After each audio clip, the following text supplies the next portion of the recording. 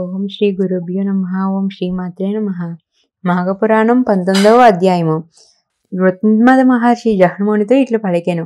ఓయి వినుము. గోమతి నదీ తీరమున పవిత్రమైన నైమిషారణ్యం కలదు. అష్ట బహువిధములైన లతావృక్షముగుల్మము లెన్నియో ఉన్నవి. అష్ట ఉత్తములైన తపోధనులెందరో నివసించుచుండిరి. తమకు నచ్చిన తపమును యాగమును చేసుకునిచుండిరి. జ్ఞానము వైరాగ్యము ఇంద్రియ నిగ్రహము కలిగి సర్వోత్తములైన వారిలో పరస్పరము నేనెక్కువ అనగా నేనెక్కువ అను వివాదము కలిగెను. భృగు మహర్షి, నేను తపోనిష్ఠుడును యోగీశ్వరుడును, నన్ను మించిన వారెవరున్నారని అనెను.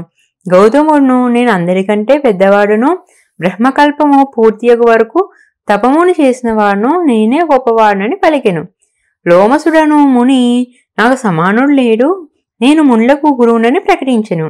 గార్గ్యుడను ముని సభలో నిలబడి, వేద శాస్త్రాదులన్నయూ నాకు వచ్చును, కావున నేనే ఉత్తముడని అనెను. మాండవ్యుడు, నేను కర్మలను ఏమేరకుండా యథాకాలముగా చేయుదును, నిత్కర్మలు ఆచరింతును, అన్ని శాస్త్రములను చదివిన వాడును, నాకంటే ఉత్తముడెవడని గర్జించెను. సంతనుడను ముని, నేను యోగాభ్యాసం చేయువాడను, ఆత్మజ్ఞానిని, ఏకాగ్రత కలవాడును, నన్ను మించిన వాడెవడూ లేడని పలికెను. పాలస్త్యుడను ముని లేచి, నేను వేదములు శాస్త్రములు అన్నీయూ నేర్చినవాడను, పెద్దలను కూడా నన్నే గౌరవింతురు, కావున నేనే అధికుడు అనియను. సౌనకుడను, ఆత్మనేత్తలలో నేను మొదటివాడను, నాకంటే పూజలెవరనూ లేరనెను. ఆ మునివాళ్ళను తమ గొప్ప ధనమును బిగ్గరగా ఎవరికి వారే చెప్పుకొండ్రి. కొందరు కోపమును పట్టజాలక భృగు మహర్షి వద్దకు వచ్చి వాని జడ్లను లాగి పిడికిళ్ళు బిగించి కొట్టిరి.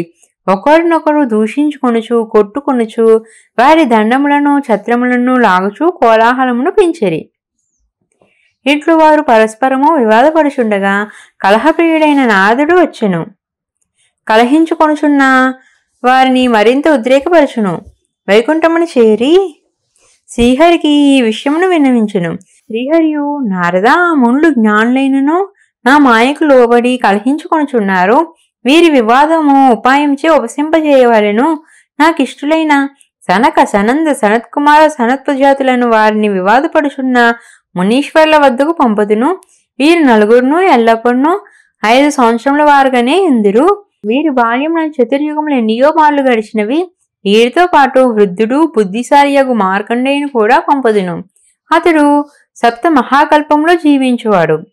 మునులకు మార్కండేయునకు వివాదం జరుగును. నారద, నీవు అచ్చటకు పోయి చూడమని పంపెను. మార్కండేయ మహర్షి వివాదపడుచున్న మునుల వద్దకు వచ్చెను.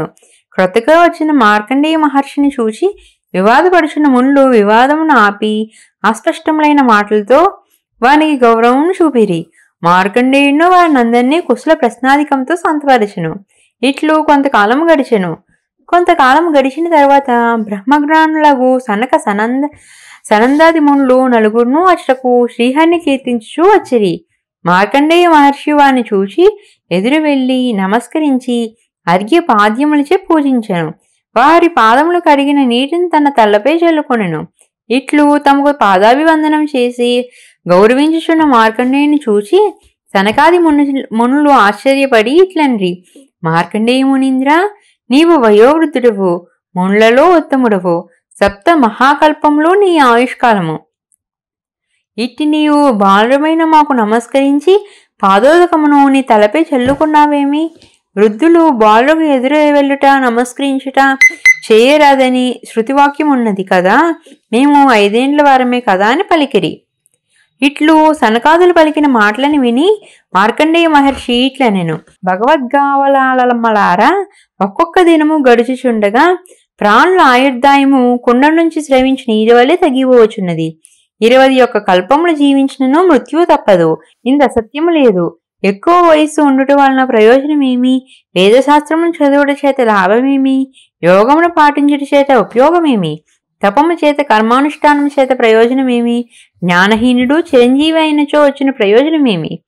నిరర్థకముగా కాలం గడుచుటచే దుష్టుల జీవనము గడిచిపోవచున్నది. జ్ఞానమును సంపాదించేవాడే ఎక్కువగా, వ్యర్థముగా అజ్ఞాని అయి ఎక్కువ కాలము గడిపిన వాని గొప్పదనం ఏమున్నది? వినాశకాలము దాపరించినప్పుడు ప్రాణి లోకము భయమునందు తాను చేసిన కర్మఫలమును అనుభవించి మరలా జన్మించను.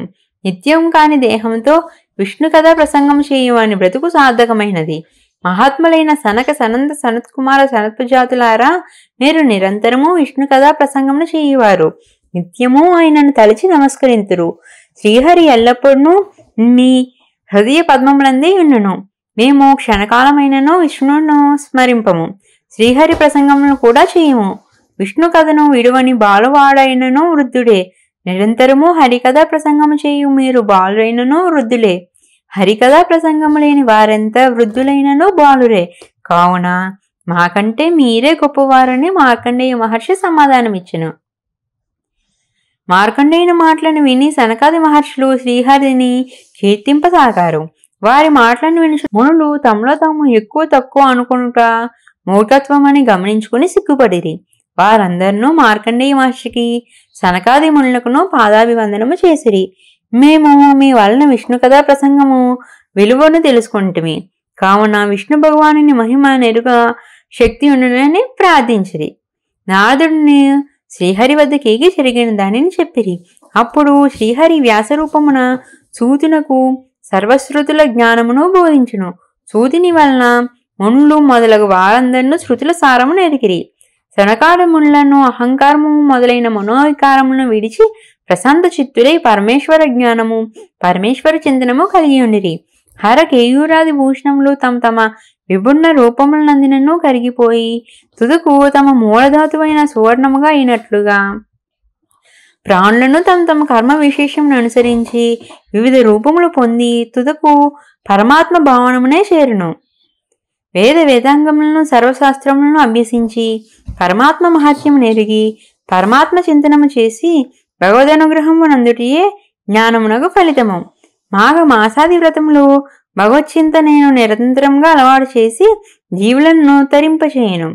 జహ్నుమునీశ్వర, మాఘమాస వ్రతాచరణ భగవచ్చింతనమును జీవికి అలవాటు చేసెను. అట్టి చింతనము వలన ప్రాణి ఇహలోక సుఖములను పరలోకములన దుష్కర్మ క్షయమును సత్కర్మాచరణ ఫలమును పొంది భవసాగరమును తరించును. మునుల అహంకారమును మార్కండేయ ముని వినయ వివేకములను సనక సనందనాదుల మహత్యమును పరిశీలించి ప్రాణి వినయమును భగవచ్చింతనమును జ్ఞానఫలములను ఎరిగి ఆచరించి భవసాగరమును దాటవెళ్ళను సుమా అని గృత్మద మహర్షి వివరించును. ఇంతటితో మాఘపురాణం 19వ అధ్యాయం సంపూర్ణము. ఇంకెన్నో పురాణాలు ఇతిహాసాలు తెలుసుకోవడం కోసం మా ఛానల్ని సబ్స్క్రైబ్ చేసుకోండి.